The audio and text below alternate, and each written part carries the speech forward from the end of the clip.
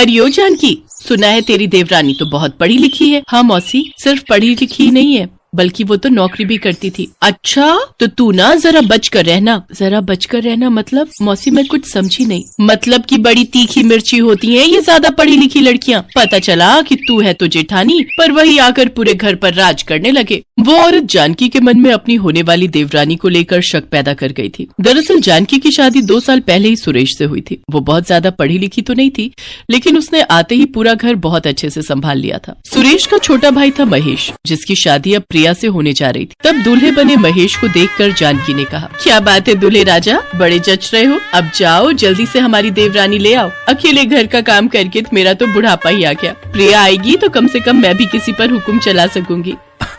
आप भी ना भाभी, कमाल ही करती हो। धूमधाम से महेश और प्रिया की शादी हुई और प्रिया अपने ससुराल आ गई। उधर जब बारात नई दुल्हन को लेकर जानकी के दरवाजे पर आने वाली थी, तभी एक बार फिर वही औरत जानकी के पास आई और बोली, मेरी बात सुन जानकी, नई बहू तुझसे छोटी है, सो उसे सिर पर मत चढ़ने देना। उसे एहसास होना चाहिए कि जेठानी तू है और वो तेरी देवरानी, समझी? हाँ मौसी, तुम चिंता मत करो, मैं सब समझती हूँ। उस औरत की बातें जानकी के दिमाग में बस गई थी। जानकी ने भी ठान लिया था कि वो प्रिया से थोड़ा सख्ती से ही पेश आएगी। शादी को 1 हफ्ता बीत गया, सब ठीक चल रहा था। प्रिया बिना किसी के कहे ही जानकी का घर के कामों में हाथ बटाती, तो इस तरह जानकी और प्रिया की पटरी अब आपस में मिलने लगी थी। दोनों सारा दिन हंसते और बात करते करते काम निपटाते। लेकिन बीच बीच में जानकी को जब भी उसकी मौसी की बात याद आती और वो थोड़ा सा सख्त होने की एक्टिंग करने लगती। फिर एक दिन, अरे जानकी जरा सुनो तो। हाँ जी कहिए।